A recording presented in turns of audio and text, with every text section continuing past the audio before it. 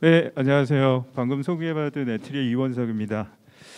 웹 3.0이 갑자기 화두가 많이가 돼서 저 같은 경우는 이제 굉장히 1994년 그때부터 이제 웹을 계속 뭐 개발도 하고 써왔었는데 이제 이게 웹이 이제 이렇게 발전하는 모습을 계속 봐왔잖아요.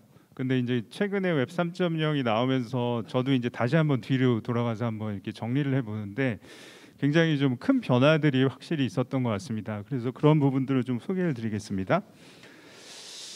일단은 이제 웹 3.0은 마케팅 용어냐라고 했었는데 웹 2.0이라는 용어가 또 있었어요. 그래서 이제 그거를 여러분들 아시는 그 구글의 에릭 슈미츠 전 그 CEO죠. 그분한테 이제 한국에 왔을 때 국내 언론에서 한번 물어봤어요. 웹 2.0이 마케팅 용어라고 생각하느냐. 그랬더니 그때 에릭 슈미츠가 그건 마케팅 용어다 이렇게 얘기를 했었다는 거죠. 그래서 이제 제가 말씀드리고 싶은 거는 이게 웹 3.0이냐 5.0이냐 10.0이냐 이러한 어떤 그런 용어보다는 뭔가 지금이 큰 변화의 시기냐, 우리가 기존의 웹에 비해서 뭔가 커다란 어떤 그 발전을 하는, 웹이 발전을 하는 그런 시기냐라는 게 중요한 것 같습니다.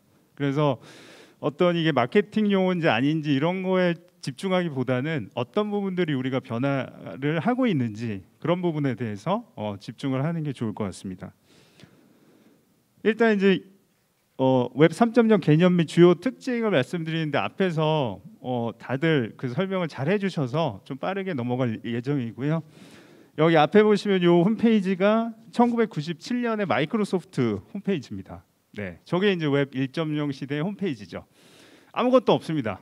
그냥 이미지, 텍스트, 링크 그 세 개가 이제 그를 가지고 이제 웹을 만들었었죠. 그 당시에는.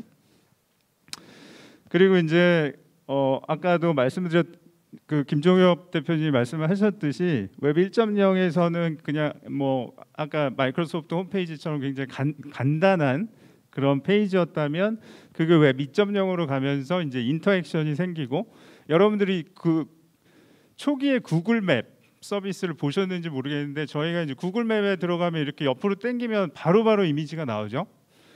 근데 처음에 이제 웹 1.0에서는 그게 안 됐어요. 근데 이제 그 당시에 XHR이라고 하는, 그러니까 AJAX라는 용어도 쓰는데 기술적으로 그러니까 우리가 어떤 웹에서는 어떤 버튼을 눌러야 서버로 가서 어떤 처리를 하고 다시 결과를 보여주죠. 근데 거기에 이제 그 당시에 AJAX라는 용어의 기술이 마이크로소프트가 개발을 한 건데, 그거는 버튼을 누르지 않아도 서버 쪽으로 리퀘스트가 가고 리스판스가 와요. 여러분들이 많이 쓰시는 게 뭐냐면 네이버에서 키워드를, 검색창에 키워드를 쓰면 그 키워드로 많이 검색되는 키워드 리스트들이 나오죠. 여러분들이 버튼을 안 눌렀잖아요, 그죠? 근데 그런 리스트가 나오죠. 그런 것이 이제 어떻게 보면 유저가 서밋을 하지는 않았지만 특정 기능에는 그 리퀘스트가 서버 쪽으로 갔다가 오는 겁니다. 이제 그런 것들이 웹 2.0에서 가능해진 거였죠. 그래서 그거에 어떤 그런 기술을 썼던 대표적인 서비스가 이제 처음에 굉장히 화두가 됐던 게 구글 맵 서비스라고 보시면 될 것 같아요. 그래서 이제 어떤 플랫폼으로서의 웹, 집단 지능을 이용하는 거, 많은 사람들이 의견을 내기 때문에 그걸 가지고 이제 그런 그 다양한 의견을 받아서 집단 지성을 이용할 수 있었죠. 그다음에 이제 데이터베이스하고 연동하는 거, 그리고 소프트웨어 릴리즈 주기가 없어졌죠. 그러니까 네이티브 애플리케이션 같은 경우는 계속 업데이트를 해야 되지만 웹은 그 사이트에 접속할 때가 가장 최신의 소프트웨어를 쓰는 거잖아요. 그런 의미를 얘기하는 거고요. 그리고 가벼운 프로그래밍 모델을 가져왔고, 그다음에 단일 디바이스를 넘어서 이제 소프트웨어들이 뭐 모바일이든 맥이든 윈도우즈든 기존의 이제 네이티브 애플리케이션들은 그런 오퍼레이팅 시스템에서 지원하는 기능들을 사용해서 개발을 해야 되지만 이제 웹은 웹에서 제공하는 표준을 기반으로 하기 때문에 그런 그 다양한 디바이스에서 동작을 할 수 있다는 장점을 가지고 있다는 거죠. 그다음에 이제 풍부한 사용자 경험으로 이제 웹 1.0 대비 웹 2.0이 넘어갔던 거죠. 근데 이제 웹 2.0이 가장 문제가 됐던 게 뭐냐면은 중앙 집중형으로 성장을 했다는 거예요. 그래서 여러분들이 아시는 대부분의 빅테크 기업들이 인터넷 트래픽의 57%를 쓰고 있습니다. 지금.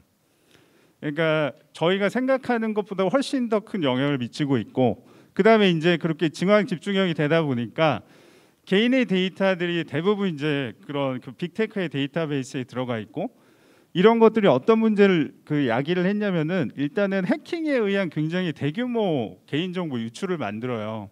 여러분들은 계속 잊어버리시겠지만 거의 뭐 1, 2년마다 아니 1년에 한 두세 건 이상의 굉장히 큰 해킹 사건들이 일어납니다. 그러니까 뭐 1억 명의 뭐 사용자 개인정보가 유출되거나 뭐 몇 천만 명의 사용자 개인정보가 유출되거나 이런 사건들이 계속 있습니다. 그러니까 이런 것들이 기본적으로 중앙 집중화가 돼 있다 보니까 한 번 해킹을 당하면 굉장히 큰 피해를 보는 그런 문제가 있고요. 그 다음에는 이제 그런 빅테크들이 말은 안 하죠. 하지만 뒤로 어떤 개인의 정보를 활용하고 있다는 겁니다. 그래서 여러분들 아시겠지만 구글에서 이렇게 내가 관심 있는 거 검색한 다음에 쿠팡이나 이런 데 아니면 페이스북에 들어가면 그 내가 검색했던 키워드하고 비슷한 관련된 상품들을 추천해 주잖아요. 이제 그런 것들이 이제 어떻게 보면 나의 관심사가 뒤로 거래가 되고 있다는 거죠. 그래서 그런 이슈가 있고, 그 다음에 이제 수익에 대한 모델이 그 기업에 독점돼 있다는 거예요. 여러분들 뭐 페이스북을 많이 사용한다고 해서 내가 페이스북에 굉장히 좋은 글을 많이 올린다고 해서 내가 뭐 도움이 되는 건 없죠, 그죠? 뭐 제가 뭐 리워드를 받거나 그런 게 없잖아요. 근데 이제 그거보다 조금 진보된 게 유튜브죠. 유튜브는 유튜버들한테 일부의 광고 수익의 일부를 나눠주죠. 하지만 명확하지는 않습니다. 깜깜이에요. 내가 왜 그만큼의 그러니까 그 보상을 받는지를 알 수가 없습니다. 그런 이슈들이 있었고요. 이런 측면에서 이런 이슈들을 웹 3.0으로 넘어가면서 이제 개선하고자 하는 거예요. 그래서 웹 3.0은 사실은 이게 우리가 지금 얘기하는 웹 3.0이 정말 웹 3.0이냐? 그건 아무도 모르죠. 그거는 시간이 지난 다음에 저희가 알 수 있는 거예요. 하지만 굉장히 좀 큰 변화, 이런 문제들을 해결해 나가는 큰 변화로 웹과 블록체인의 만남이라고 보시면 될 것 같습니다. 그래서 블록체인이 가지고 있는 굉장히 중요한 좋은 그런 기능과 개념들을 가져오면서 웹이 한 번 더 크게 도약할 수 있는 그런 그 기술을 웹 3.0으로 보시면 될 것 같아요. 그래서 이제 앞에도 말씀을 해주셨는데 이제 이런 탈중앙성, 그 다음에 탈중앙 잘 조직, 그 다음에 이제 개방성, 그 다음에 참여에 대한 보상, 그 다음에 개인 데이터에 그러니까 데이터에 대한 소유권을 기업이 아닌 아까처럼 빅테크가 아닌 개인이 가져올 수 있도록 해야 된다라고 하는 이런 크게 보면 한 5가지 정도의 그 큰 토픽을 놓고 웹이 발전한다라고 보시면 될 것 같습니다. 그래서 이것도 이제 웹 1.0, 2.0, 3.0을 비교한 건데 이거는 그냥 참고를 하시면 될 것 같고요. 그다음에 이제 좀 재밌는 게 있는데 여기 밑에 이제 그 웹 3.0의 주요 프로젝트를 설명을 드릴 건데 이제 간략하게만 시간상 간략하게만 소개를 드릴 거고요. 여기 밑에 있는 이미지가 그 하이브 매퍼라고 하는 프로젝트예요. 이것도 이제 웹 3.0 프로젝트고요. 이게 하고자 하는 건 뭐냐면은 구글 맵과 경쟁을 하겠다는 겁니다. 여러분들 아시는 것처럼 구글 맵은 사실은 경쟁자가 사실 거의 없죠. 국내 같은 경우는 뭐 카카오나 네이버가 맵 서비스를 많이 하고 있지만 유럽 같은 데 가면 거의 90% 이상의 사용자들이 구글 맵을 써요. 그 정도로 사실은 독점이 돼 있습니다. 근데 이제 하이브 매퍼라고 하는 프로젝트가 거기에 이제 경쟁을 하겠다는 거죠. 근데 이제 여기서 제공하는 건 뭐냐면은 저런 이제 캠 있죠. 저희가 이제 블랙박스, 차량에 다는 블랙박스를 팔아요. 그리고 이 스마트폰에다가 앱을 설치하고 내가 저 카메라를 내 차에 달고 내 스마트폰에 저 앱을 설치하고 그냥 내가 평소에 생활하듯이 돌아다니면 그 주변 데이터를 카메라로 찍은 데이터를 얘가 서버로 이제 하이브 매퍼 서버로 올립니다. 그러면 하이브 매퍼에서는 그걸 가지고 지도를 그려요. 그래서 전 세계 데이터를 수집을 하겠다는 겁니다. 근데 이제 웹 3.0에서는 참여가 되게 중요하잖아요. 여러분들 아시는 것처럼 이더리움이나 예를 들면 비트코인도 일종의 협동조합 개념이거든요. 누구나 거기에 노드로 참여해서 채굴자가 될 수 있고 밸리데이터가 될 수 있고 그런 역할을 하면서 그거에 대한 보상으로서 리워드를 받는 그런 시스템이잖아요. 여기서도 이제 마찬가지입니다. 저걸 달고 하면 허니코인이라는 코인을 줘요. 보상으로. 네. 그래서 그런 그 참여와 보상의 개념이 들어가 있는데 재밌는 거는 전 세계에 누구나 참여를 할 수 있기 때문에 일종의 빅테크와도 경쟁을 해볼 만하다라고 볼 수 있는 거죠. 이런 컨셉 자체가. 그리고 그 참여에 대한 보상을 직접적으로 주겠다라는 거죠. 그래서 이런 프로젝트가 있다는 거고요. 그다음에 이제 웹 2.0에서 3.0으로 넘어가면서 아마 웹 3.0에 관심이 있으신 분들이 이런 이 이미지를 많이 보셨을 거예요. 그러니까 대표적으로 어떤 서비스들이 어떻게 변화하는가, 그러니까 대응되는 서비스들이거든요. 그러니까 기존의 웹 2.0 시대에는 집중화돼 있던 그런 어떤 서비스가 웹 3.0에서는 탈중앙 형태로 서비스화가 되는데 그럴 때 이제 매칭이 되는 서비스들입니다. 예를 들면 크롬 같은 경우는 크롬 브라우저가 브레이브 브라우저라는 브라우저로 웹 3.0 컨셉을 달고 있는 브레이브 브라우저로 또 매핑이 되고 그 다음에 이제 여러분들 드롭박스나 뭐 구글 드라이브 같은 거 많이 쓰시죠? 근데 그런 것들이 스토어제이나 IPFS 같은 데이터를 저장해주는 그 탈중앙 기반으로 저장해놓은 서비스들이 있고 이런 식으로 쭉 다양한 서비스들이 대응되는 웹 3.0 서비스들이 계속 런치가 되고 있어요. 일종의 도전이죠. 네, 이게 성공할 거다? 그건 모릅니다. 하지만 계속해서 웹 3.0의 컨셉을 가지고 계속해서 이제 도전을 하고 있다고 보시면 될 것 같습니다. 그다음에 이제 이렇게 큰 에코시스템이 있고 굉장히 다양한 분야에서 이런 시도들이 이루어지고 있고 여러분들 아시는 것처럼 뭐 전 세계에 있는 그런 펀드를 뭐 사모 펀드나 그런 투자 기업들이 계속해서 웹 3.0 펀드를 늘려가고 있잖아요. 계속해서 이제 투자를 늘려가고 있고 그렇다 보니까 좀 더 탄력을 받아서 웹 3.0에 대한 개념을 실현하는 그런 다양한 시도들이 이런 다양한 분야에서 일어나고 있다고 보시면 될 것 같아요. 근데 여러분들이 이제 그럼에도 불구하고 좀 이해가 안 가시는 부분들이 아마 많으실 거예요. 그래서 한 가지 이 오디우스라고 하는 프로젝트를 좀 간단하게 또 소개를 드릴까 합니다. 이 오디우스라는 프로젝트는 뭐냐면은 탈중앙화 음악 스트리밍 플랫폼이에요. 여러분들 멜론 서비스 많이 쓰시죠? 그거에 대응되는 웹 3.0 프로젝트라고 보시면 됩니다. 여기서 하고자 하는 건 뭐냐면 예를 들면 여기 기사가 두 개가 있는데 첫 번째 기사를 보시면 테일러 스위프트가 애플 뮤직에서 음원을 공급을 안 하겠다라는 기사가 있었어요. 이게 2015년 기사거든요.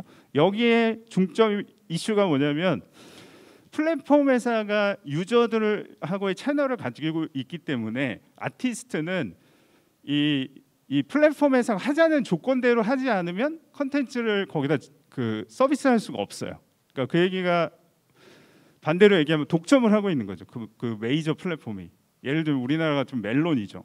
멜론에 일단 아티스트 입장에서 음악을 올려야 그걸로 수익을 창출할 수 있잖아요. 그죠? 그렇다 보니까 이제 좀 계약 관계가 굉장히 아티스트한테는 불리한 상황이 될 수밖에 없잖아요. 그러니까 그런 부분들을 개선하겠다는 거예요. 그리고 두 번째는 멜론이 저작권료 182억을 빼돌린 수법은 뭐 이런 기사가 있었는데 이게 2019년 기사입니다. 여기서는 이제 저작권을 멜론이 수취했다는 거예요. 아티스트한테 주지 않고. 그러니까 이런 식으로 이제 어떤 중앙화가 되고 독점화가 되면 좀 이렇게 안 좋은 일들이 많이 일어나고 이런 것들을 이 오디우스라는 프로젝트는 개선을 하고 싶다는 겁니다. 그래서 아티스트하고 커뮤니티가 주도하는 새로운 방식의 음악 플랫폼을 만들겠다라는 프로젝트고요.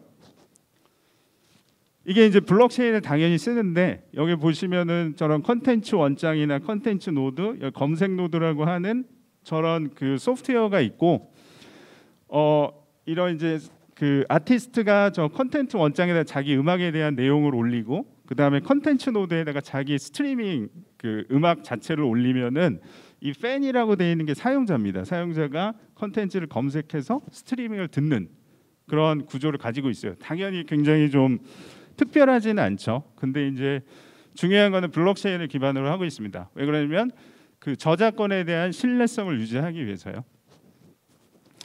그래서 실제 이게 서비스가 얼마나 되고 있냐라고 보면 iOS, 안드로이드, 그다음에 데스크탑 애플리케이션이 다 나와 있고요.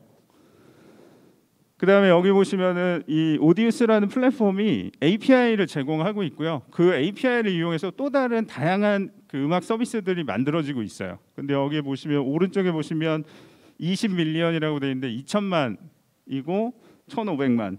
여기에 이 그래프는 API를 얼마나 호출했냐입니다. 한 달, 이게 이제 월 기준이거든요.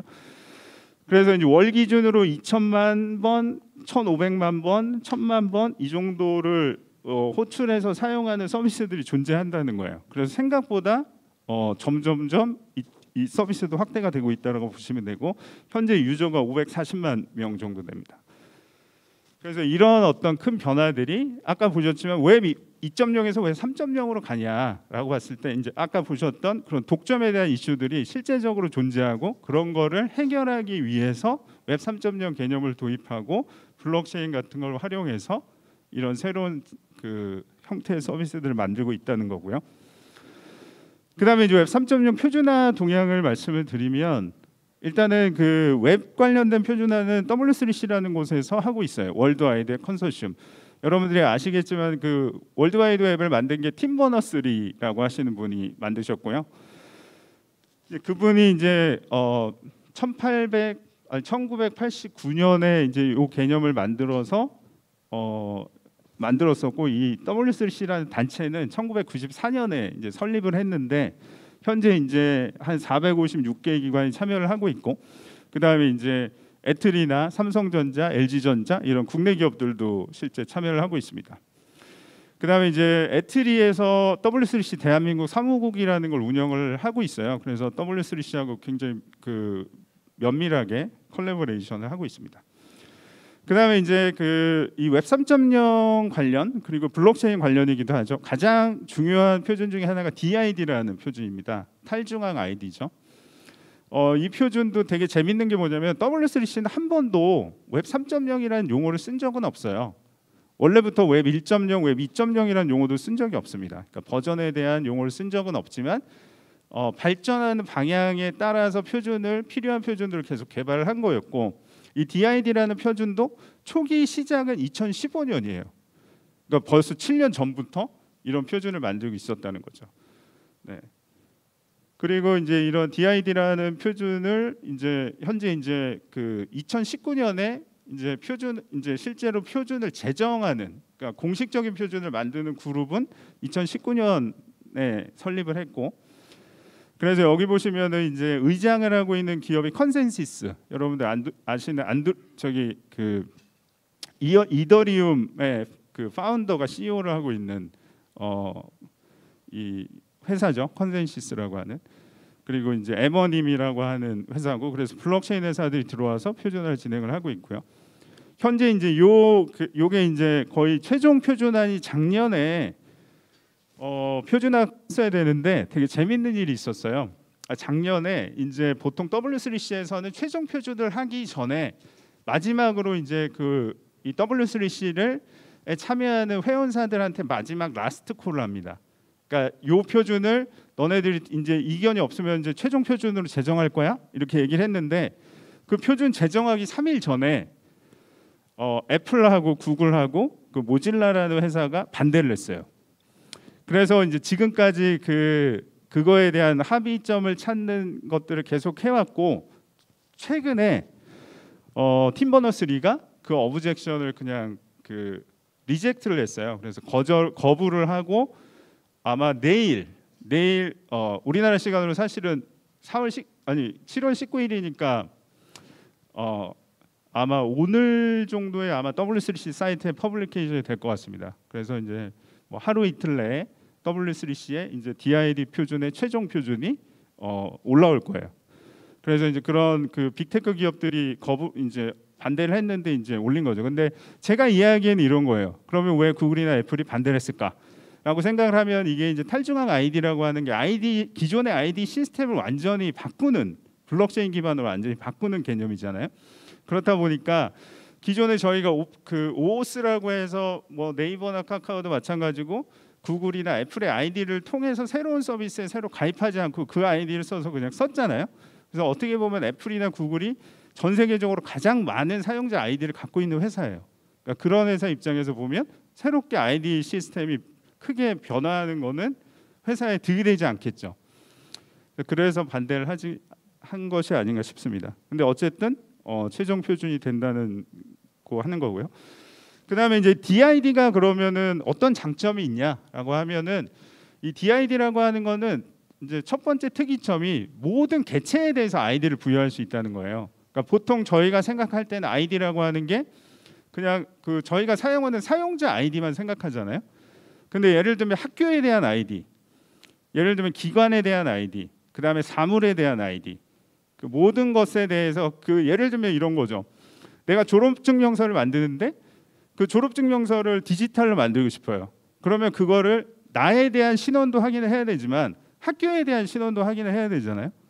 그래서 그런 DID 기반의 졸업증명서가 나오면 학교에 대한 DID도 거기에 들어가고 그 졸업한 학생에 대한 아이디로 거기에 들어가서 그걸 가지고 확인하는 그런 메커니즘이라고 보시면 됩니다.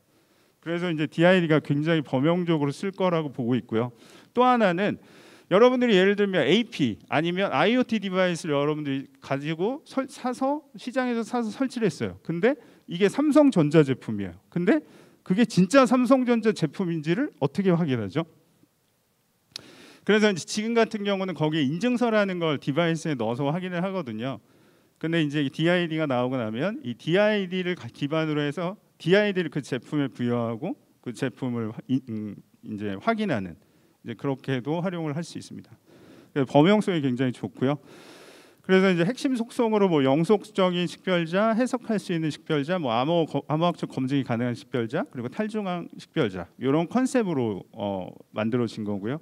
그다음에 신텍스는 이런 식으로 되어 있습니다. 그래서 기존에 그 URN이라고 하는 그 스킴이 있었는데 그거를 거의 비슷하게 앞에 DID하고 그 다음에 메서드가 나오고 마지막에 아이디가 나오는 방식이고요. 이렇게 하면 뭐가 좋냐면은 누구나 아이디를 이렇게 발행할 수가 있습니다. 예. 그래서 이제 그 완전히 개방화된 형태의 아이디 시스템을 만들 수 있고요. 그다음에 이제 유니버셜 리저버 같은 게 필요하다는 말씀을 드리는 거고요.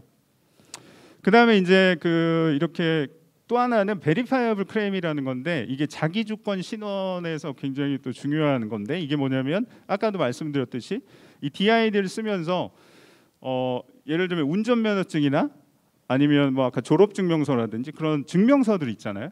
그런 것들을 저희가 이제 디지털화해서 쓸 수가 있어요. DID 기반으로. 근데 그런 걸 할 때 그러면은 그런 졸업증명서나 그런 어떤 본인과 관련된 어떤 증명서들을 발급할 때 정보를 어떻게 표현을 해야 되느냐라고 하는 부분에 대한 표준을 만든 게 베리파이어블 클레임이라고 보시면 되고 이게 이제 그래서 이 베리파이어블 클레임 워킹 그룹에서 베리파이어블 크리덴셜 데이터 모델이라고 하는 표준을 만들었고 이거는 최종 표준이 나와 있습니다. 그래서 현재도 사용할 수 있는 표준이고요.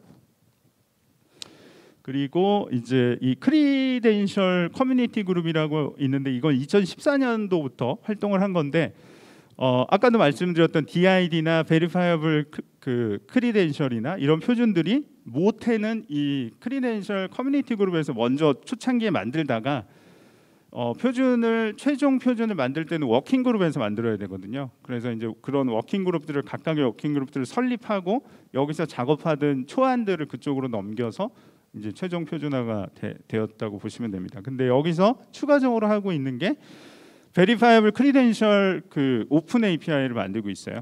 그래서 베리파이어블 크리덴셜을 활용하는 데 필요한 인터페이스 표준을 지금 표준을 하고 있다고 보시면 되고요.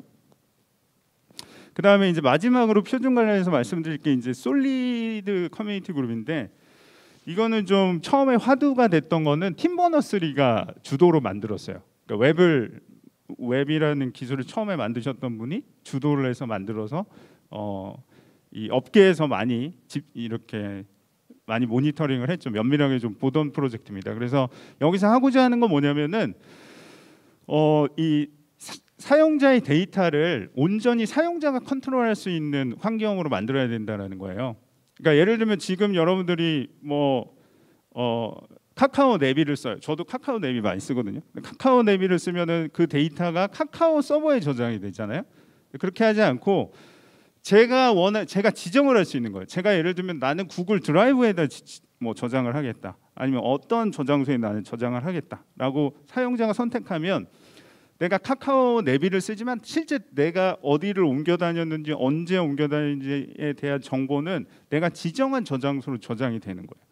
이런 것들을 가능하게 하려면 거기에 들어가는 인터페이스나 인증 방식이나 데이터 포맷이나 이런 것도 전체적으로 좀 표준화가 필요하거든요. 그래서 그거를 이 솔리드 프로젝트에서 하고 있다고 보시면 됩니다. 그래서 이제 이 그림에서 보시는 것처럼 왼쪽처럼 이제 데이터들이 이 오른쪽이 이제 기존의 방식이고 왼쪽이 이제 솔리드가 바라보는 그런 데이터 저장 방식인데 사용자가 사용하는 모든 애플리케이션의 데이터가 사용자가 지정한 곳에 저장이 되는 거예요. 그리고 만약에 기업이 그 데이터를 쓰고 싶다라고 하면 사용자의 허가를 받아서 접근해서 쓰도록 돼 있는 거예요.